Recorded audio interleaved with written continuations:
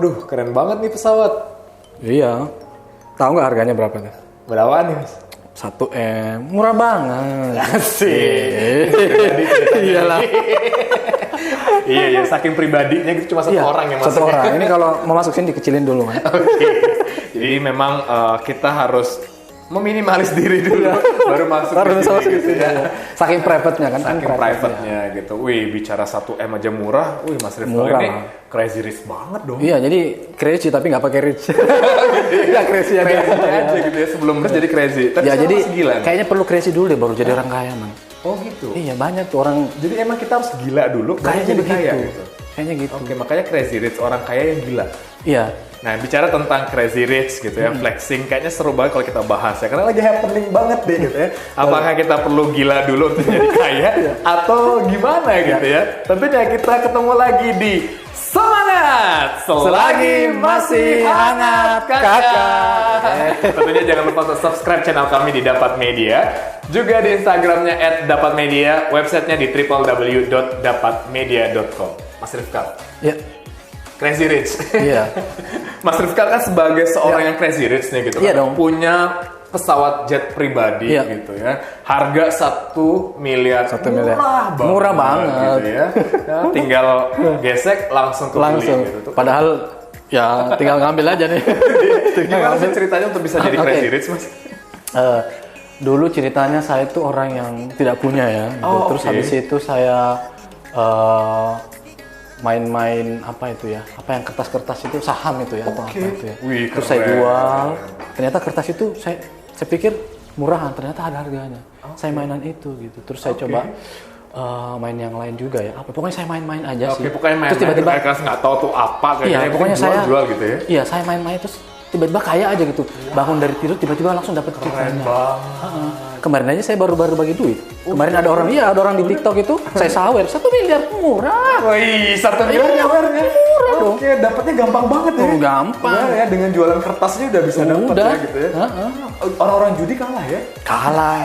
Judi itu apa sih? Iya bener. Jadi udah nggak zamannya gitu. Udah zaman. Jadi sekarang zamannya itu orang itu pokoknya bangun tidur langsung dapat duit. Langsung kayak rekening tadinya ratusan ribu jadi sekian miliar. Iya, pokoknya nggak tahu gimana caranya ada aja gitu langsung tiba-tiba. Gitu bisa ya? dong. Pengen banget dong. Tapi jangan tanya rahasianya ya. Pengen dong. Jangan, nggak boleh. Atau kita balik nanti saya ketangkap gimana? Oh gitu. Iya, jangan. Atau kan kita ke episode yang lainnya yaitu Open the Secret gitu. Oh iya boleh. Iya. Menjadikan orang yang ratusan ribu jadi ratusan miliar. Jangan, nanti ketangkap. Itu gimana dong? Iya, jadi nggak bisa ngomong ya nggak kita boleh. ya. Kita harus rahasiakan. Kita nggak bisa pamer-pamer gitu ya. Jangan. Keren banget ya bisa ngerubah ratusan ribu jadi ratusan miliar gitu. Iya, gimana sih caranya sih, Mas? Aduh. Jangan bercanda ya, bercanda. Jangan diinin. Soalnya saya ini bohong-bohongan aja pura-pura. Oh jadi Mas Rifki kalian bukan crazy rich? Bukan, crazy kan saya bilang tadi. Pengen banget jadi crazy. Kan saya bilang tadi, crazy tapi nggak rich. Ya kan di awal kan. Crazy-nya aja. Iya, oke. Ini cuman yang ngambil di depan. Oh alah, ini cuma miniatur gitu ya. Jadi bukan pesawat beneran. Bukan dong. Oke, baiklah. Nah, tapi kan di luaran sana Mas, ini kan lagi happening banget nih kasus DS dan juga Ika nih. Gitu kan yang bicara bahwa ternyata ngaku-ngaku crazy rich nama kotanya gitu. Jadi kan kotanya pun kena juga itu. Tapi sebenarnya tujuan mereka untuk jadi crazy rich itu apa sih?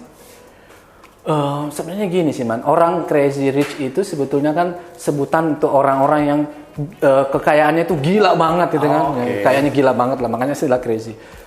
Tapi sebetulnya orang yang crazy rich itu sebetulnya kemudian menjadi viral karena dia membuat sensasi yang banyak tuh, banyak banget sensasinya. Salah satunya tadi kan dia nyawer sana, nyawer sini, pamer duit segepok, ya kan, terus ngasih hadiah dengan tas mewah. Nah itu menjadi sensasional gitu. Nah saya pikir barangkali orang dengan kekayaan seperti itu sayang ya kalau nggak dipamer. Biasanya orang-orang seperti itu ingin menunjukkan dirinya, ingin memiliki sesuatu yang biar orang kenal lah gitu, biar orang tahu tentang dia. Jadi gitu. langsung show off gitu ya. Wah, gue ini harus terkenal nih. Rugi dong punya ratusan miliar tapi nggak ada yang kenal. Betul. Jadi tunjuklah siapa gitu biar bisa di-endorse dia. Habis itu beli barang-barang yang mewah. Betul, Man. Langsung dikasih hadiah ke artis atau siapa, sehingga siapa sih yang ngasih? Tuh si ini gitu ya gitu. Nge-flexing banget ya. Jadi sebenarnya nge-flexing itu baik atau enggak sih sebenarnya? Nah, flexing itu bagus tuh. Jadi flexing itu memang sekarang lagi banyak orang menggunakan istilah itu ya.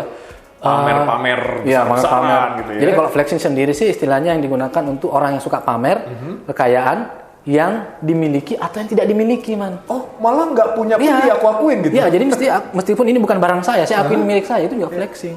Misalnya foto di depan mobil parkir nih Ferrari, terus dipamer ke medsos, itu termasuk flexing gitu. Iya, itu Biar sering mendapatkan banget ya. iya, untuk mendapatkan Iya, pengakuan padahal gitu. Yang anehnya lagi, ternyata yang disuruh mutuin adalah yang punya mobilnya gitu. Iya, betul. Itu sering kayak gitu. Sering banget kayak gitu ya. Akhirnya yang motoin Kasih ya, gitu ya, sering. Ya nggak taunya dia yang punya Iya. gitu. Aduh, oh ya benar itu flexing yang Iya. gitu ya. Jangan-jangan sobat DM juga begitu ya. Iya. Jangan ya, Itu jangan flexing dong, ya. namanya tuh. Enggak dong, sobat DM mah cerdas ya gitu. Tapi poin pentingnya memang adalah sebetulnya orang ingin mendapatkan pengakuan sosial gitu. Oke. Dan biasanya kalau kita agak jauh nih, itu kaitannya dengan orang yang memiliki krisis eksistensi, man. Oh. Jadi mereka tidak merasa tidak diakui. Iya. Kan ada tuh salah satu di antara mereka yang belum dia cuma tamatan SD kalau nggak salah. Benar. Akhirnya CDS tuh. Iya. Langsung aja kita inisial. Oh gitu ya. Iya. Dia mengkompensasikan diri biar lebih eksis Iya. karena dia cuma tamatan sekolah dasar. Biar eksis kemudian dia memamerkan kekayaannya dia. Biar menjadi sensasional dan viral benar. gitu. Tapi hebatnya tuh bisa langsung masuk TV loh. Iya. Percaya dirinya luar biasa gitu. Tapi Iya. apakah orang-orang yang tukang flexing itu emang tingkat kepercayaan dirinya over gitu ya? Jadi over. Bisa saja karena Confidence banget gitu. dia akan menggunakan cara apapun untuk viral gitu. Iya. Baik lagi man tadi Oman bilang untuk menjual gitu kan Iya, supaya iya. entah kalau dia misalnya jualan apa, jualan keripik ya biar keripiknya Iya. laku gitu kan. Atau dia jualan jualan apa sih dia? Nggak tahu ya. Jual diri. Jangan sampai ya. Pokoknya apapun yang dia jual itu biar laku dia harus viral dulu. Gitu caranya oke. itu. Flexing itu seperti itu. Bahkan kan digunakan di istilah-istilah marketing juga kan katanya kan flexing Sebenarnya itu. ada juga yang positif ya gitu. Bagaimana sebenarnya mereka misalnya nih untuk jualan tas mewah gitu kan mau nggak mau harus dipamerin dulu nih gitu supaya tas itu laku gitu ya. Iya, betul, Sebenarnya betul. ada nilai positifnya juga untuk Ada. dunia marketing di Ada. sebuah perusahaan-perusahaan mewah Betul. gitu ya. Tapi sekarang udah negatif banget karena banyak banget dikonotasikan. yang crazy rich ini Iya, betul. nge-flexing dengan cara-cara yang seperti itu gitu. Betul, dikonotasikan negatif. Padahal sebetulnya orang-orang yang ingin memamerkan sesuatu itu istilahnya prestis ya. Ada sebuah kebanggaan. Ketika orang merasa bangga dan mampu loh ya, dengan kebanggaan dan kemampuan memiliki sebuah barang tertentu, itu bisa menjadi inspirasi loh, man. Orang untuk terinspirasi kemudian ya kayak Open the Secret itu, orang terinspirasi untuk menjadi orang seperti itu. Gitu. Jadi saya pikir juga tidak ada masalah ya pamer itu. Iya sih. Coba kan kalau dari sisi psikologi ini gitu, apakah mereka ini termasuk punya gangguan kejiwaan gitu? Karena mungkin saking ambisinya, saking punya rasa yang sangat besar gitu, pengen memiliki, pengen diakuin gitu. Sehingga sebenarnya berpengaruh ke psikologinya mereka. Iya, benar. Kalau saya sih ngelihatnya sih dari dua sisi. Pertama itu kita sebut dengan yang saya bilang tadi, ada krisis eksistensi. Jadi dia merasa bahwa keberadaan dia tidak diakui tuh. Benar. Jadi tidak diakui Kasian secara banget ya sampai nggak ada yang ngakuin ya. iya beneran loh. Kadang-kadang ada orang merasa meskipun kaya tapi dia nggak merasa diakuin secara sosial. Orang tidak mengakui dia, makanya harus pamer dulu. Itu harus memberikan sesuatu dulu supaya orang mengakui dia. Yang kedua adalah kompensasi inferiority. Jadi orang yang apaan lagi tuh? jadi gini, orang yang punya inferioritas jadi merasa kalau kita sudah kompensasi inferiority biasanya orang-orang yang insecure tuh. Insecure mulai dari insecure terhadap dirinya sendiri, merasa nggak nyaman dengan dirinya sendiri. Akhirnya dia melakukan cara-cara yang ya apapun lah, melakukan cara apapun untuk supaya dia diakui dengan mengkompensasikan sesuatu. Oh, wow. Jadi mungkin seperti yang saya bilang tadi, mungkin karena dia sekolahnya tidak tinggi, akhirnya saya dengan sekolah yang tidak tinggi cuma tamatan SD loh, tapi saya bisa kaya. Nah, itu kan supaya dia merasa bahwa saya bisa mengkompensasikan inferiority saya atau kekurangan saya dengan cara kaya, menjadi orang kaya. Gitu. Tapi kan akhirnya setelah ketahuan nih gitu kan bahwa benar-benar crazy gitu kan. Akhirnya ketangkep nih gitu. Bahkan ada satu yang DS lah kita bilang kayaknya nggak punya rasa malu gitu loh. Minta maafnya dia cengengesan. Iya, Apakah memang akhirnya mentalnya juga keganggu? Iya, saya pikir sih karena itu tadi mungkin karena dia tidak merasa bersalah ya. Nah, ini bahasanya sebenarnya bisa.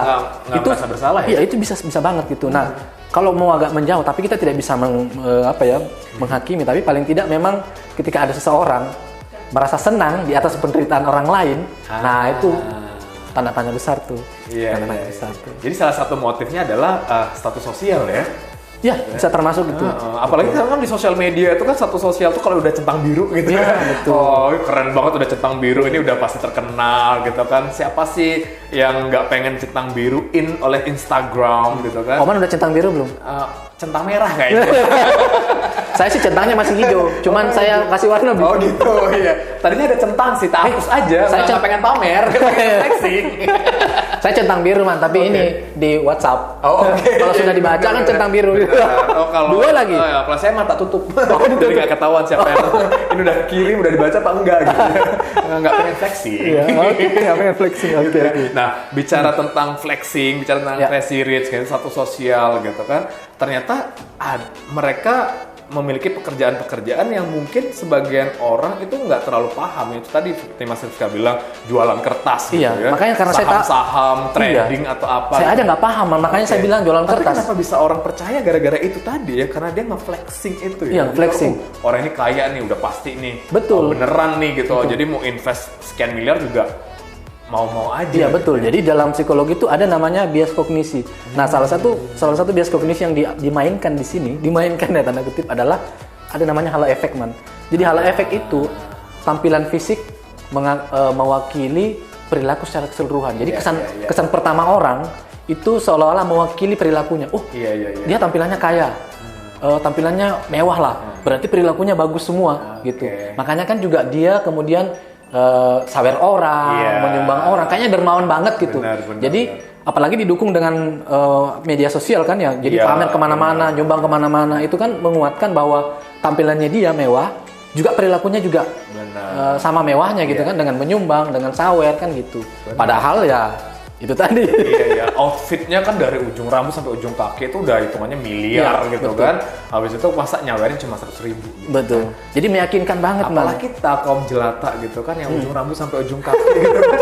Iya, 1 ember gitu ya. 1 embernya pun 1 koin gitu. Nah, embernya air tapi air terus dipakai mandi udah bersih. Makanya akhirnya kita bukan centang biru, centong gitu. Iya, centong biru. Ya. Di rumah saya centongnya biru nggak ya? Harus kita ganti centong. Harus ganti supaya kita punya pengakuan. Iya, biar diakui ya. Instagram pun sudah harus kita punya centong biru. Kita centong biru sekarang ya. Iya benar. Jadi buat istilah baru kayaknya itu centong. Gitu. Betul. Kalau mau viral harus centong biru. Bagus juga tuh. Nah, bicara tentang tadi kan Crazy Rich flexing itu, biar kita bisa membedakan tips-tips gimana sih supaya kita nggak ketipu tuh, nggak terjebak sama orang-orang yang suka nge-flexing yang ngaku Crazy Rich. Ya oke man. Jadi yang pertama adalah kita harus ketika membuat keputusan itu pakai akal sehat aja dulu. Jadi kadang-kadang kita terlalu terbawa emosi ya. Jadi kalau setiap membuat keputusan harus akal sehat dan harus dipertimbangkan. Yang kedua, harus cari informasi dari sumber yang bertanggung jawab. Jadi kalau orang mau bisnis A, B, C, D, menggiurkan ya kan, menghasilkan kan, cuma naruh Rp1.000 kok bisa dapat 1 miliar misalnya gitu kan. Ya harus cari tahu dulu gitu, informasinya valid apa enggak tuh, bertanggung jawab enggak itu sumber informasinya. Nah yang ketiga, kita jangan terlalu cepat melabel orang. Menilai orang boleh, tapi melabel dia jangan terlalu cepat gitu. Mentang-mentang dia kaya, kemudian kita mengatakan wah dia orang sukses. Nah kelemahannya kita kan selalu begitu ya, lihat orang kaya langsung percaya gitu. Nah, saya pikir itu sih 3 hal yang perlu diperhatikan gitu. Jadi hati-hati banget ya gitu, harus supaya hati-hati. Kita nggak kejebak gitu. Akhirnya ujung-ujung kita ngelapor deh, merasa dirugikan jadi korban penipuan sekian miliar. Nah makanya buat Sobat DM tuh hati-hati, jangan sampai percaya itu dengan iming-iming, dengan penampilan yang sudah wow gitu kan, dengan hal-hal yang mungkin nge-flexingnya tuh berlebihan gitu. Padahal nggak ada namanya instan ya mas ya. Semua itu proses gitu ya. Jadi harus step by stepnya sehingga kita biar tahu tuh kerja kerasnya kita itu tuh nanti tuh hasilnya seperti apa. Enggak ujuk-ujuk kita bangun tidur, udah berubah aja tuh rekening gitu. Hebat banget. Iya mungkin, makanya itu dia. Kerja keras dan kerja pintar man. Nah itu dia. Jadi pastikan ya Sobat DM, selain kerja keras, Kerja pintar. juga kerja pintar. Betul. Kayaknya udah ya segitu aja sih Mas Iya, ya.